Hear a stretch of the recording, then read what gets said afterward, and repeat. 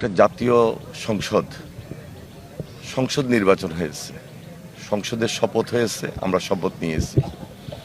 হা না ভোট হয়েছে গণভোট, সেখানে হা জয়যুক্ত হয়েছে। খুব স্বাভাবিক কারণেই পার্লামেন্টে বিলটা রেজ হবে। হায়ের শপথের কোনো প্রয়োজন নাই। হা অটোমেটিক জাতীয় সংসদে বসা মাত্রই হা কার্যকরী হবে এবং এটাই জুলাই জাতীয় সনদ।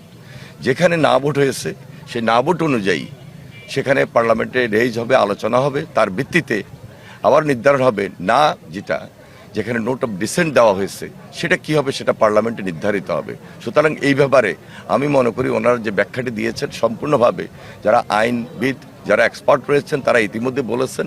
সুতরাং একটু জানা দরকার, সুন্দরভাবে বলা দরকার এবং গ্রহণযোগ্য, বিশ্বাসযোগ্য যে সিদ্ধান্তটি জনসাধারণ দিয়েছেন হা ভোট, সেটি অটোমেটিক নীতি নির্ধারক অনুযায়ী দায়িত্বশীল অবস্থান থেকে পার্লামেন্টে রেজ করার মধ্য দিয়ে সেটি কার্যকরী হবে।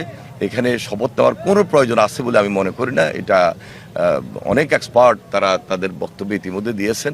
আমি মনে করি সেটা আলোচনা করে সরকার কিভাবে সহযোগিতা করবেন, দেশটাকে কিভাবে চালিয়ে নেবেন, সহযোগিতা করবেন আন্তরিকতার মধ্য দিয়ে।